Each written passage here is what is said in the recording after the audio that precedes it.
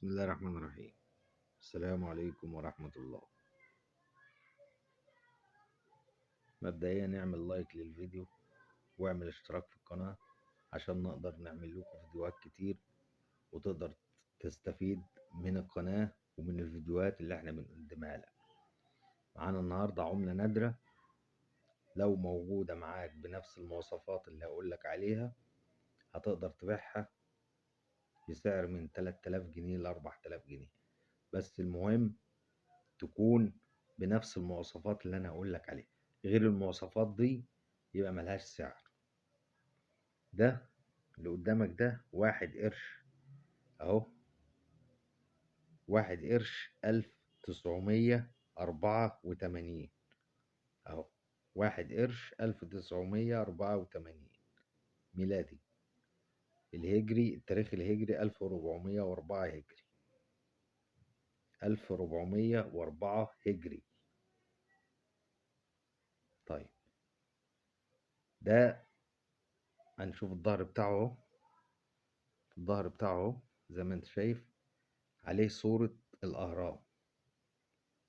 ده 1 قرش الأهرام اللي قدامك، 1 قرش الأهرام 1984. ده سعره كام؟ اللي قدامك ده ملهوش سعر. ليه ملهوش سعر؟ لأن موجود كتير، موجود منه كتير. النسخة النادرة بقى اللي هي بتنباع بالسعر من 3000 ل 4000 جنيه، اللي هو التاريخ بتاعه 1991. بدل التاريخ ما هو مكتوب 1984 قدامك ده، التاريخ المطلوب 1991.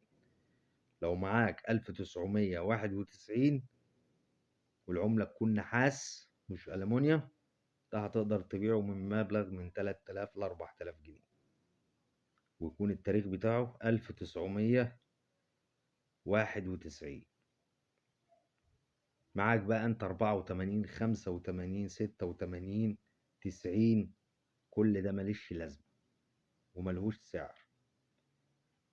اللي بيتباع غالي اللي هو 1991، 1991 ده اللي سعره غالي، وده اللي الناس بتشتريه اللي هو 1991. أي تاريخ غير كده ملهوش سعر. فأنت لو معاك هتقدر تبيعه بالمبلغ اللي أنا بقولك عليه ده. معاك بقى تاريخ تاني يبقى احتفظ بيه وخلاص، مش هيتباع لأنه ملوش سعر. لو معاك بقى العملة اللي أنا بقولك عليها دي هتقدر تبيعها بقى إيه في الأسواق الحرة، على المواقع، على جروبات الفيسبوك. كل دي أماكن هتقدر تبيع وتشتري من عليها العملة اللي معاك. بس المهم تكون العملة 1991. غير كده ملهوش سعر ولا ليه تمن. اعمل لايك للفيديو واعمل اشتراك في القناة، واستنونا في فيديوهات تانية، والسلام عليكم ورحمة الله.